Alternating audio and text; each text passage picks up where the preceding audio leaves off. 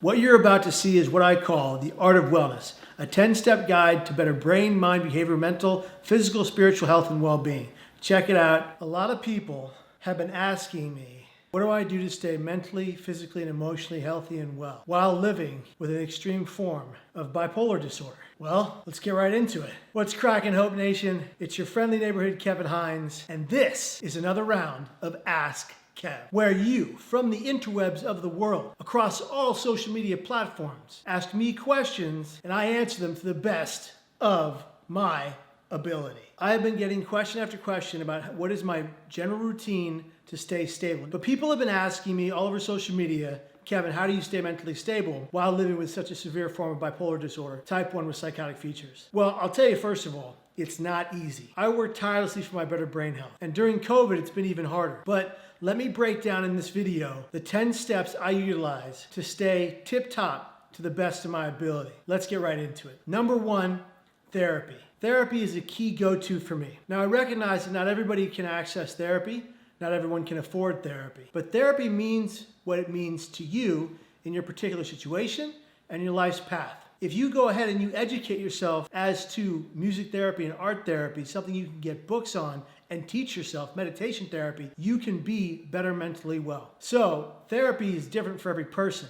For me personally, I utilize talk therapy, art therapy, music therapy, blue wave light box technology therapy, and breathing therapy or breathwork therapy. Talk therapy is when you talk to a therapist. Now because of COVID, it's virtual. It's teletherapy rather, and I do that with my teletherapist on a regular basis. I have her on my Zoom calls or on my FaceTime or on Facebook phone call even. That's right, my therapist answers Facebook phone calls. And so I make sure I can see her, she can see me, the expression on my face, my demeanor, my overall well-being, she can tell right away because we worked together for so long. Let's talk about music therapy. Music therapy is amazing. It helps me sleep at night. I listen to music therapy 20 minutes before I go to bed. I used to be an insomniac. This helped change my life. Art therapy. Growing up, I sketched as a kid all my life. I sketched, I drew, mostly superheroes, some real life stuff, some backgrounds, some landscapes, but I really fell in love with it.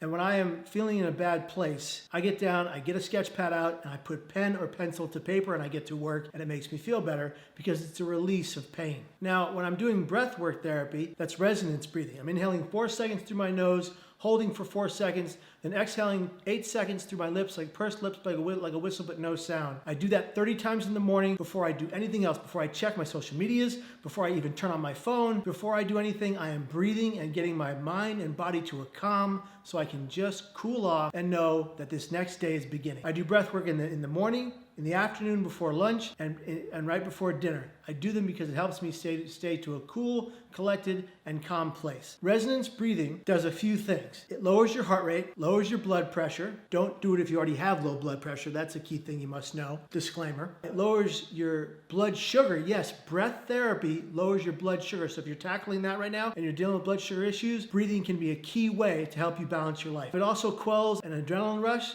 panic attack, and anxiety attack. I do all of these things with breath therapy, and it's amazing. So let's go. We got therapy. That's the first step in my 10-step plan. Let's talk about the 3 E's right there. 3 E's. Education, exercise, and eating healthily, or proper nutrition rather. Eating proper nutrition is so crucial to your better brain health. Now, I will be blatantly honest with you. COVID hit me hard. I was put on a new medication. It decreased all the leptin in my body, making me feel ravenously hungry all the time. And I have gained quite a bit of weight during COVID, but as they say, who hasn't? I'm working it off right now. I'm working really, really hard to stabilize. You saw me sit down with my hoodie on, the sweat on my brow. I just got done with my 3rd workout of the day, and you might think, well, Kevin, that's excessive, but don't worry about it. It's not. I did a 23-minute light exercise this morning on the upper body. I did a 23-minute lower body exercise this afternoon, and I did a 20-minute full body exercise, 23-minute full body exercise this evening. I do that all hours before I go to sleep so I get a great night's sleep. It really helps me out. Triple workout day, just because I felt like it and I needed it today. It really helped me out. Helped me feel more mentally stable. Sanity over vanity. So yeah, I've gained some weight, but I'm getting back into shape and I'm getting back on track with my physical routine. But let's get back into the program. Therapy.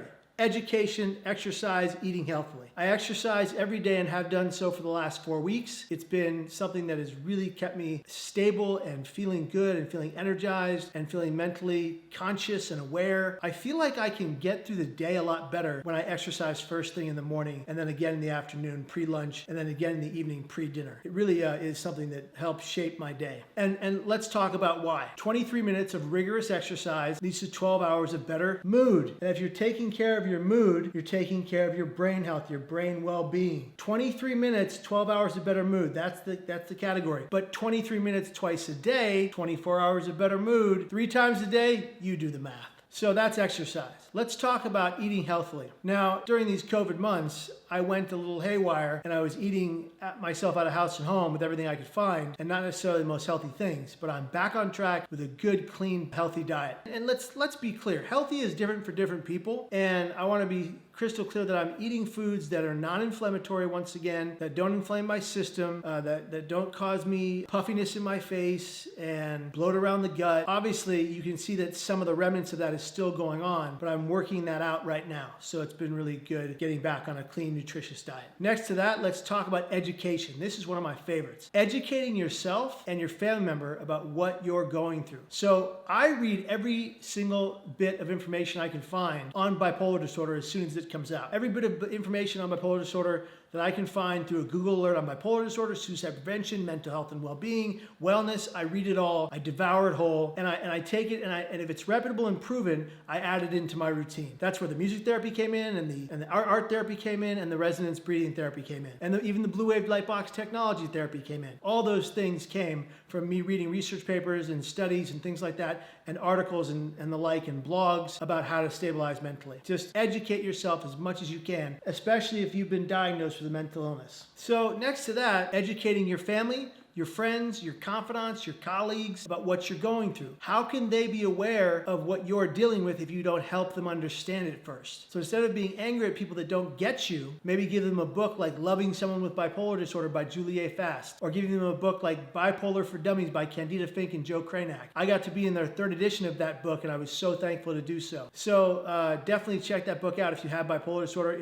I'm a Catholic. I have a Bible, but Bipolar for Dummies is my 2nd Bible. I use it every day. It helps me stay stable. It helps me to understand myself and my inner turmoils and how my inner struggles and how I can defeat them one day at a time. Don't let your pain defeat you. Let it build you brick by brick from the ground up. Succeed beyond the pain. Thrive in spite of, despite of the pain. You can do this. I believe in you. Those are the 3 E's. Exercise, eating healthy, education. So therapy, exercise, eating healthy, education. That's 4. Let's talk about 5. Coping strategies and mechanisms. Finding things in your life and your existence that help you help yourself heal. So things like grounding techniques and finding tools and really hobbies for yourself that are positive.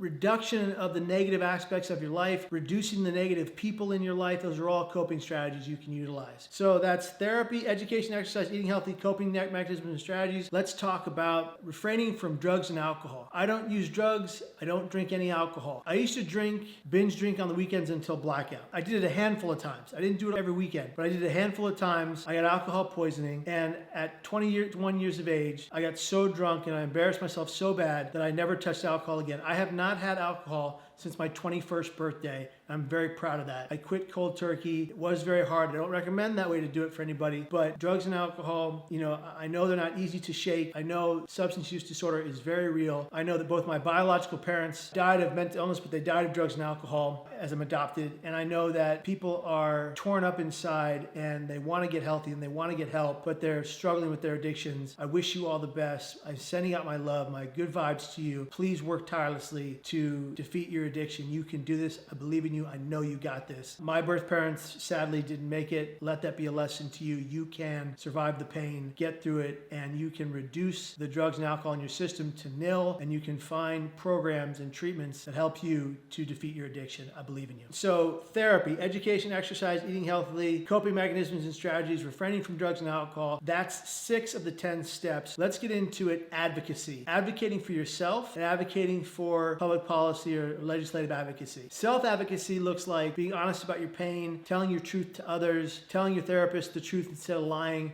You can't get forward in therapy unless you tell the truth. Lying in therapy only gets you down a dark path. So being honest in therapy is key of any kind. Advocating for yourself in the sense that if medications you happen to be put on are making you feel uneasy, tell the truth about that so you can get to different meds. Meds don't work well for everyone. I take meds that work well for me. I'm lucky that I found those meds. I'm lucky that they work well. I'm lucky I got to a better place because of them. But that's just a piece of the puzzle. This entire 10-step program is really everything that works together at the same time. Advocating for myself in therapy sessions, with doctors. I've had so many primary care physicians and physical doctors of all kinds tell me that I'm psychosomatic. And if you don't know what that means, it means they're blaming my fear of physical illness on my mental state. And they're saying that I'm basically fictitiously making up in my head. I remember vividly when I went into a pulmonary specialist's office and told him I was having a really hard time breathing, he told the doctor next door that I was psychosomatic and that it was all in my head. Turned out that I had some issues with my lungs that were very serious and he didn't even take it seriously. So you have to deal with these things and that shame and that stigma and that discrimination and that marginalization because you have a diagnosis of mental illness. It really sucks. I've had many of those situations occur actually. I was once having a grand mal seizure and they said it was psychosomatic, which it wasn't. It was a devastating seizure that caused a great deal of pain to my system. Nonetheless,